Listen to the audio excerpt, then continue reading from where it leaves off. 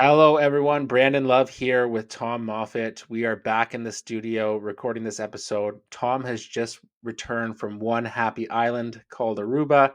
He's got a little bit of sun on his ginger body and he's feeling good and ready to record. So today I we're gotta correct actually you. It's Daywalker, brother, Daywalker. If you've ever day seen one. South Park, you know exactly what I'm talking about.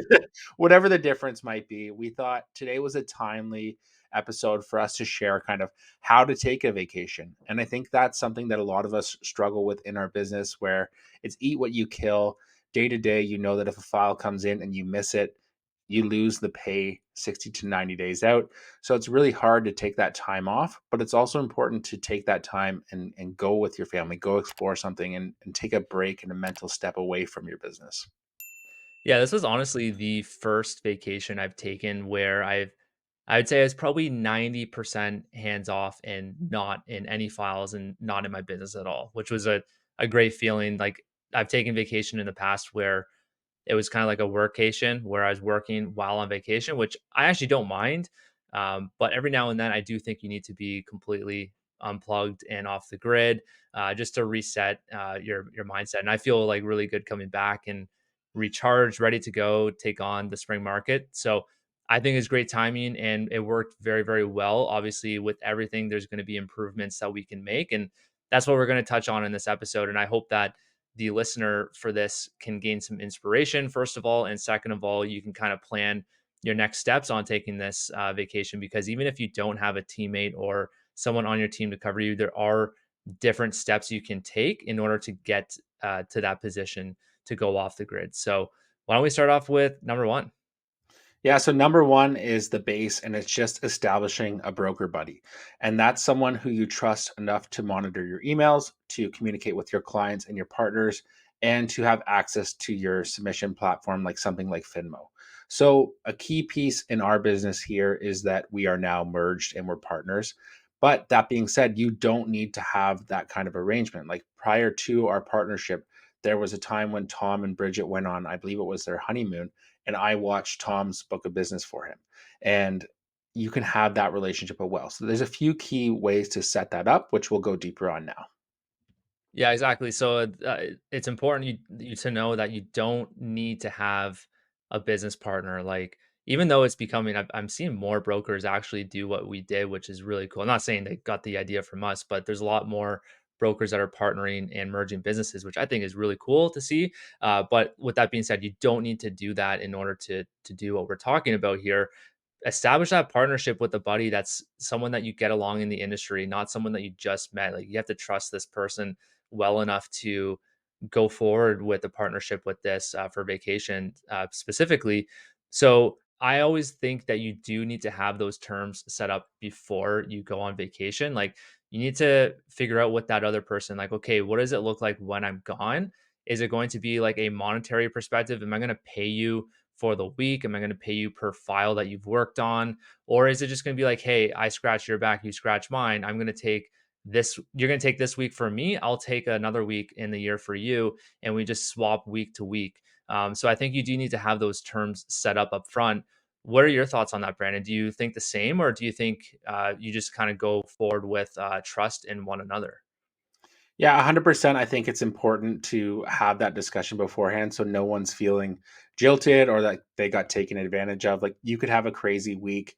Like day one, you left. I think I got four leads for you, and that was really busy. If we didn't have some sort of discussion before, I would have been like, holy Yeah. crap, like this is kind of pulling me away from my other business now. Your business is my business. But like in another relationship, that's how you could feel. So you also want to have that conversation outlined to say, okay, if it is compensation, what does it look like? For the person I just did a discovery call and sent them the application, do I need to have 25 basis points, for instance? Probably Yeah. not. If there's someone that like I did the full budget pre-approval, collected all their docs, you come back and the file submitted, sure, that's a bit of a different scenario. So kind of walk through some of these situations and find someone who's aligned with you that way.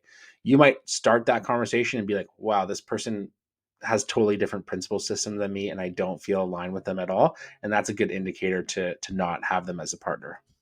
Yeah, and I'm just thinking this too now. I think it the most fair for both parties would be you do it from a monetary perspective per file, and you break down what it looks like how active you were in that file. Because let's say I was covering for you, well, I am covering for you in March, right? For that, I think it was March break or the week before. I'm Yeah. covering for you for that week, and not saying this will happen, but let's say you have a super quiet week and I don't really have any files to work on for you. Then, if we weren't a partner, if we didn't have this partnership in the business and we were just covering for each other, then that would suck for you because you worked on so many leads and files for me. But then if I was working that week for you and did nothing, then it's not really fair there. So I do think there would have to be that monetary perspective in per file. Do you agree with that?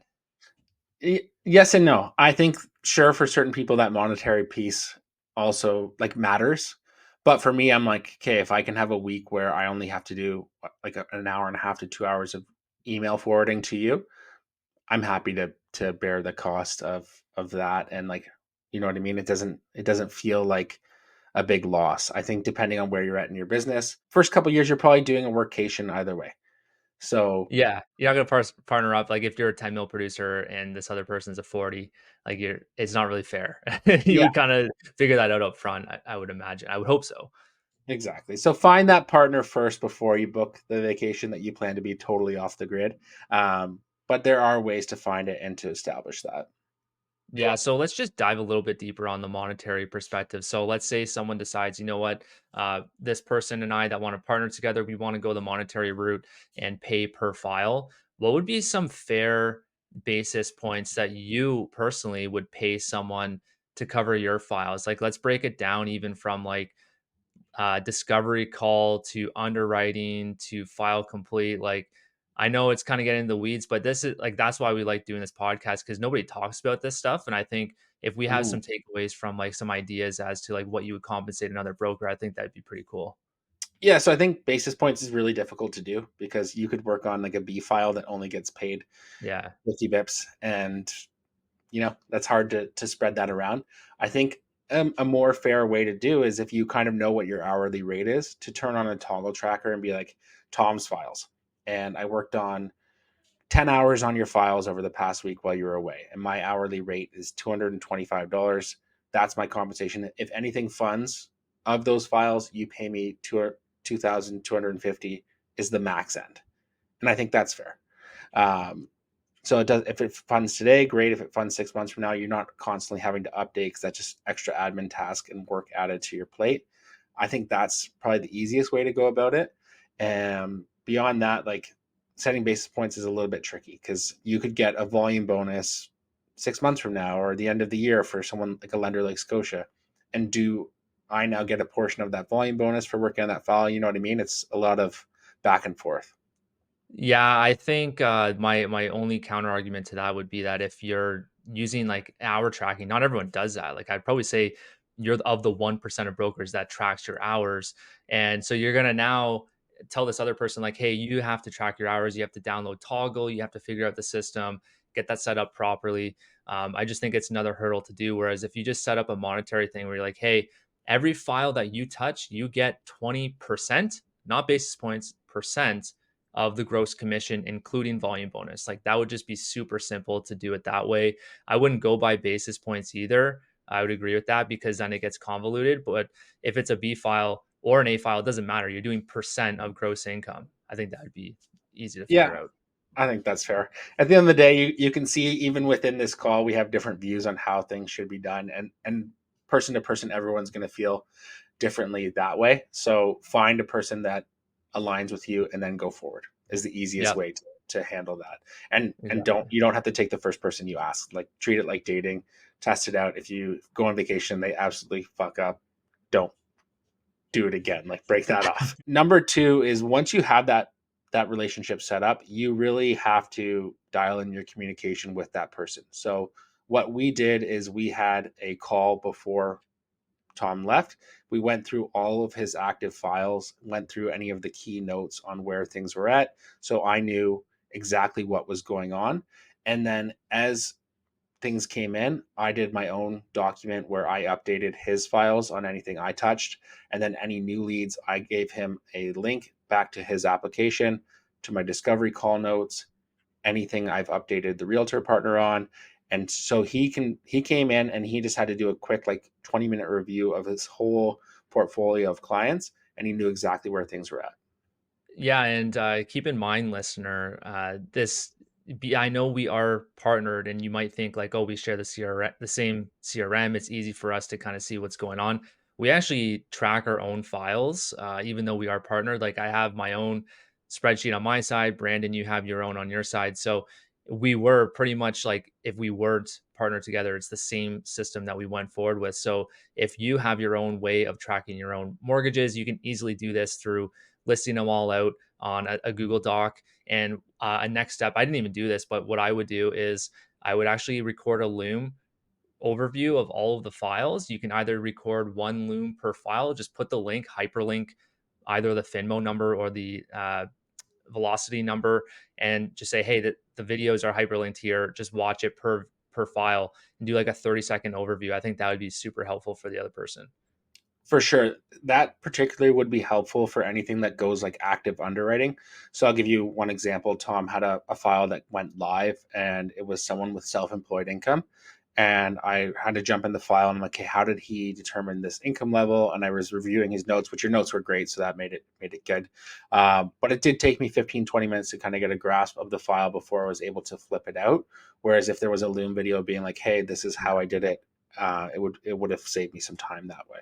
And it sounds like it would be a lot of work up front, but if you think about it, the amount of time it would save you, if I'm doing a 30-second overview for every file in the say pre-approved stage and they're out there shopping and looking, I think maybe you spend 5-10 minutes on all of those files versus like if you had 2 or 3 files go live and you're spending 15 minutes a file, you're saving that other person a lot of time. So I think it'd be helpful doing that.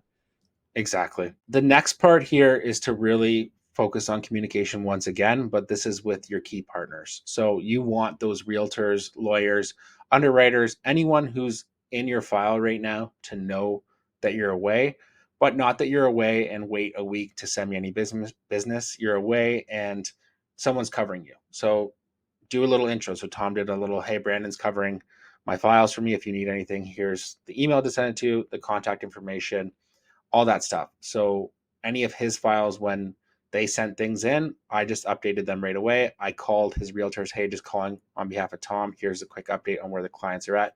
And everyone was really happy. We got a lot of great feedback on how the communication didn't drop off at all while he was away for a full week. Yeah, and before we touch on the realtors, because that's going to be a longer conversation, real quick, and this is off the top of my head, but we share the same email, so it was easier for us doing it that way. But you obviously don't share the same email with this other broker partner that you're partnering with for the vacation. What I would do is I would, if you're comfortable doing it, forward your emails over automatically to that person's email. Or if you're not comfortable doing that, have an auto responder in your email whenever someone emails and just say, hey, I'm away on vacation. Here's the email address for my partner, so and so. Reach out to them if you require any assistance during this time. If not, I'll be responding back to you on this date. That way, people have a heads up. It gets responded to them right away. And then if it's urgent, they will reach out to that other person. Exactly. And I think like the auto response is likely the better way. Forwarding all your emails sounds great in theory, but then if you realize Yeah, like I all the personally would. emails you get from lenders, all of your like subscriptions and different things you're on for, if that person's getting bombarded, then they now have this admin task of weeding through your emails. One overlay we kind of discussed in reflection of this is that for our individual emails that sometimes past partners still send things to, clients who don't know our new experts email still send things to, we are going to have like a VA or even just an assistant hop in there, forward the emails over, and just make sure everything's looked after that way. Yeah, that's a great tip there. We haven't done the VA portion of it. We do have fulfillment, taking our files from approval onwards to closing, so that definitely helped too. But you don't need that. Like if your other partner isn't in that space where they have that fulfillment and they're still doing fulfillment, then that's why we said at the beginning, like partner with someone that's at the same volume as you. Because if you're not at the point where you both don't have any employees working for you and you're working on the file from start to finish, then that's the better fit versus someone like us who haven't seen a file from approval onwards in quite some time. You don't want that person doing signing packages. Yeah. I think I could still bang out a pretty nice signing I package, can't. but I saw a few of yours and they were pretty ugly. You're So you're on the compliance streak for how long, man, with our brokerage? Like, yeah, not I me. like I like compliance. It's how you get paid. Fucking hate it. So he hates it, whatever. Number 4 is to update your active clients. So same thing, make sure they know. New leads, it's a bit tricky. We just had a templated email that said, "Hey, Brandon Love, I'm just covering Tom's desk while he's away on vacation. Here's a link to my calendar if you want to jump on a call. If not, here's a link to Tom's. You can schedule something when he's back." And I would say for most of the leads, they booked with me, and then I just transferred the notes over to you, and it was pretty easy that way. Towards the end of Tom's vacation, a few clients, like my calendar was more full, so they just booked in Tom's because it was the next available spot. So then he had discovery calls when he came back, which is kind of a nice feeling to come home to. Yeah, I had 5 booked calls on the day I came back. I was so tired too, but I was, like it was actually kind of cool to see there was I think 2 or 3 clients that waited till I got back. Like they reached out a week. I think it was the first like some of them were first day I was away and they wanted to wait a week to talk to me. I was like, "Oh, that's kind of cool." The other clients too, like I didn't even really update any of them saying, "Hey, I'm away," because I knew that you're on top of it, right? But I feel like if you're not sharing that inbox with that other person, then it probably is better to reach out to them first, especially clients that are really active shopping for a house. Then it's probably good to be proactive and let them know that you are gone, but you have them covered, no delay in anything, and that this other person's a rock star too, and we'll handle everything for them. Exactly. Like speed kills all deals. So I think it's important to really communicate that with everyone there. So just quick highlight before we get into some reflections is number one, pick that partner who can cover your business. Number two, share a breakdown and go really deep on the details here. The more detail you can provide them, the better because it's going to give them more insights in the file, prevent back and forth with clients, and just an all around smoother experience. And it's just being prepared if anything comes up. And then number Um, 3 and 4 is just to update those key partners and realtors. Yeah, and I realized I didn't really touch on the partners aspect of it too. So before we go to reflection, I just want to touch a bit on what I did with my realtor partners. So super simple. All I did was I reached out to my top realtors that like send me the most leads and that are most active with me. I reached out by phone, so I called all of them. And it was actually a cool touch point to make anyways because I had another question for them. It was actually on the lead tracker. I just wanted to ask them like, "Hey, what do you think of this? How's it going?" So it was a really cool way to for another touch point, and you're just establishing that communication and trust with them already because they're like, hey, you know what? I have all the faith in you. I know you'll have yourself covered while you're gone. Go enjoy yourself. Don't worry about anything. Uh, and there was a couple of them that were like, "Oh yeah, don't worry. Like, I'll wait till you get back." I'm like, "No, no, no, don't wait till, until I get back. Still send the leads in, please." So there's that, and the other ones that are like semi-active but don't send me too many leads. Most of them I just did over text. Yeah, I think that's a great way to do it. It's another ask for feedback and this also shares like, you know what, I've established this partnership because we introduced our partnership. They know we're working together. A lot of like cross promoting of each other we've been doing. But like Tom's partners haven't worked with me on very many files and vice versa. So Yeah. this gives an opportunity to kind of see that performance is consistent across the whole brand, which is really great for our growth going forward as we add more team members to the mix. Yeah, and you added a nice touch too. You actually called a lot of the realtors with updates while I was gone too. So I imagine like that relationship is now building for you with my partners and vice versa. So I think that was pretty cool that you did that. Yeah, 100%. Okay, so the day after Tom got back, kind of he flew in. I think he got home at 1:30 in the morning. We had like a 10:30 in the morning call, and I was like, "Well, your brain's still fresh. You're kind of traveling home sucks, especially with a baby."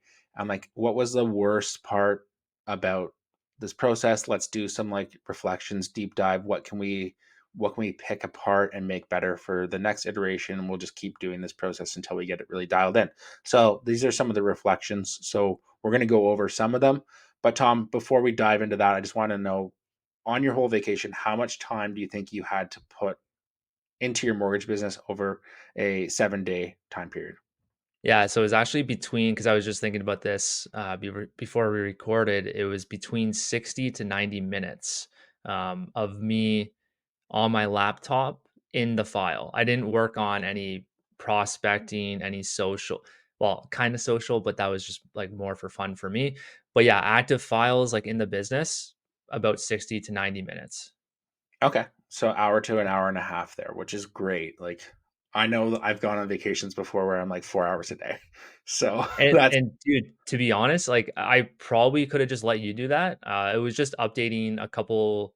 I think it was like 2 to 3 clients I was updating budgets for. They were putting in offers, and I just like I knew you were getting slammed with the leads that came in from my side, and you were busy with your business because I saw all the apps coming in. So I was like, you know what, I got time right now. I may as well just bang this out. So I was more so like just feeling bad, but I know like you would have done it anyway. So realistically, I probably could have got away with 0 minutes, but I stepped in there just because I had a bit of time. It's like whatever. Yeah, that's awesome.